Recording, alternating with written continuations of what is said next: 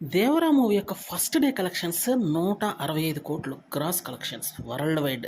వాస్తవంగా ఈ ఛానల్లో చెప్పింది 125 క్రోర్స్, కానీ దాన్ని మించి మరీ కలెక్షన్స్ రాబట్టింది. 95 క్రోర్స్ షేర్ కలెక్షన్స్ అంటే మామూలు విషయం కాదు, ఆషామాషి కాదు. కల్కి మూవీ కన్నా ఎక్కువ. ఇంతటి యునానిమస్ బ్లాక్ బస్టర్ అయితే ఇక ముందు ముందు కలెక్షన్స్ ఏ రేంజ్లో ఉంటాయో ఊహించుకోవచ్చు. పుష్ప మూవీ ఫస్ట్ ఫిక్స్డ్ టాక్తోనే మొదలైంది, కానీ లాస్ట్కి బ్లాక్ బస్టర్ అయింది. ఈ దేవర విషయంలో కూడా అదే జరగబోతుంది.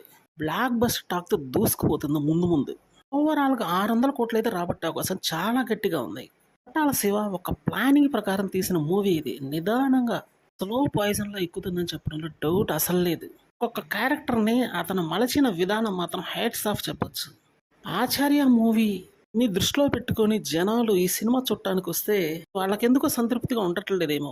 జనరల్గా చూస్తే మూవీ బ్లాక్ బస్టర్. వాస్తవం చెప్పాలంటే సైఫ్ అలీ ఖాన్కి, జూనియర్ ఎన్టీఆర్కి ఈ మూవీలో నటించినందుకు కానీ అవార్డు వచ్చే అవకాశం కూడా ఉంది. అంత అద్భుతమైనటువంటి పర్ఫార్మెన్స్ చేశారని చెప్పాలి వీళ్ళిద్దరూ. జాన్వీ కపూర్ నటన కనిపించింది కొంతసేపు అయినప్పటికీ ఎక్స్ట్రాడినరీగా ఉంది.